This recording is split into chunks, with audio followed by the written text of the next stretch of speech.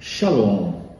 Para exercermos disciplina na igreja, é preciso deixarmos de lado os nossos gostos, a nossa cultura, os nossos costumes e olharmos para as Escrituras. O que precisamos ter em mente é que nós não estamos avaliando a pessoa que está sendo disciplinada a partir das nossas experiências. Não importa o que você já passou, já experimentou, sabe, não importa isso. O que importa é o que a Bíblia diz e como ela orienta a tratar aquele pecado. Então a Bíblia é que precisa nortear as nossas decisões em todos os âmbitos, inclusive na disciplina do nosso irmão. Agora, a primeira coisa que nós precisamos entender é que somos um corpo, a igreja é um corpo. Então, queira ou não, goste ou não, o pecado de um é o pecado de todos. O pecado de um afeta a todos.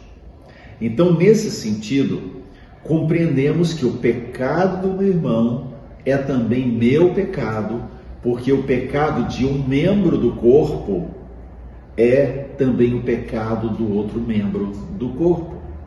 O grande problema é que nós evitamos o confronto. Confronto não no sentido de bater de frente, de brigar, mas evitamos muitas vezes o confrontar a pessoa para o tratamento daquele pecado. E por quê? Em primeiro lugar, porque temos a síndrome de Caim. Quando Deus foi perguntar a Caim, onde está o teu irmão? Caim respondeu para Deus, e sou eu por acaso guardador do meu irmão? Ou seja, ele não se sentiu responsável pelo seu irmão.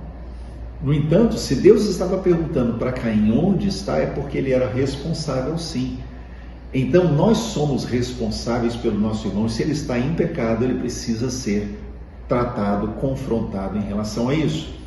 A segunda coisa, a segunda razão pela qual muitas vezes não confrontamos quem está em pecado, é o medo de sermos rejeitados, de não sermos aceitos. Estamos preocupados em que a pessoa não vai aceitar a nossa correção e nisso nós acabamos por evitar ir até ela para tratar o que precisa ser tratado. Em terceiro lugar, ligado a essa segunda, é que nós temos mais temor das pessoas do que de Deus. Ou seja, nós estamos mais preocupados com a reação da pessoa, se ela vai nos aceitar, rejeitar, se ela vai gostar de nós ou não, do que com a reação de Deus. Precisamos ter em mente que o mais importante é o que Deus pensa e o que Deus espera que a gente faça em relação àquilo. Lembre-se sempre nesse processo que o amor é fundamental, mas amar não é fechar os olhos para o pecado do outro, amar não é se esconder em relação ao pecado do outro. Amar também significa disciplinar. O pai disciplina o filho que ama. Então, lembre-se, não fechar os olhos ao pecado, nem levar para terceiros. A não ser que seja, obviamente, você vai levar para o seu pastor e junto com o seu pastor você vai tratar isso, mas quando você conversa sobre o pecado do seu irmão com outras pessoas, os dois estão pecando.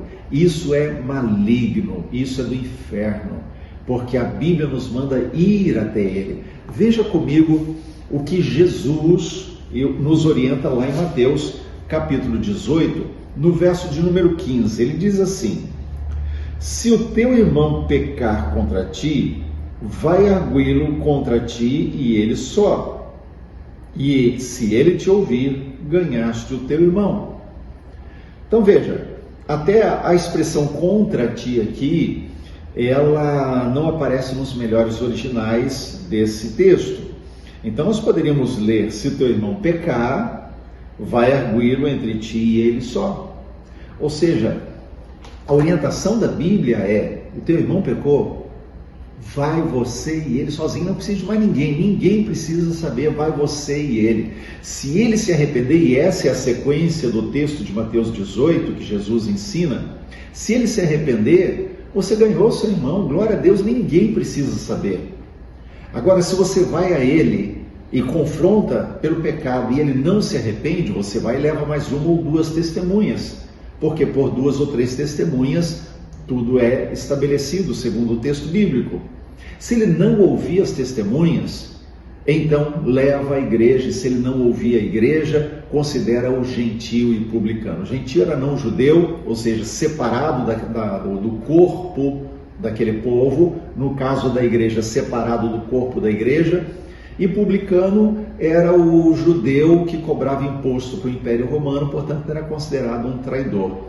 Então Jesus está dizendo, vai você e ele, se você ganhar, o teu irmão está salvo.